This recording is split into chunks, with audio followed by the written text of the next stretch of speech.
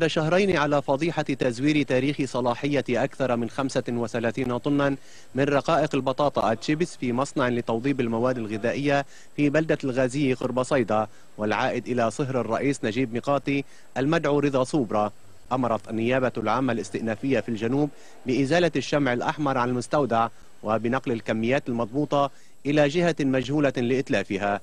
وقد تبين على أرض الواقع أن الكمية المضبوطة تقارب 100 طن من الرقائق المصنعة، وهي ليست 35 كما كان معروفا، إضافة إلى نحو 40 طنا من الطحين الخاص بتصنيع هذه الرقائق، وجميعها منتهية الصلاحية. ووسط حضور عناصر من قوى الأمن الداخلي ومندوبين عن مصلحة الاقتصاد في الجنوب وانتشار مكثف لعناصر أمن الشركة، شوهد عدد من الشاحنات وهي تحمل في داخل المستودع وتخرج منه بسرعة، وهي مغطاة بشوادر خاصة وتتجه نحو العاصمة بيروت عبر الطريق البحري لمدينة صيدا.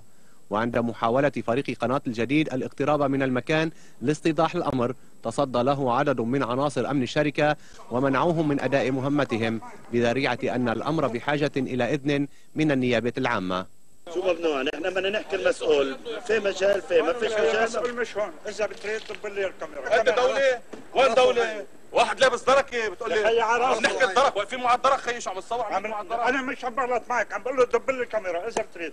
ويرجح أن تكون هذه المواد المضبوطة قد نقلت إلى أحد مكاب العاصمة بيروت لإتلافها.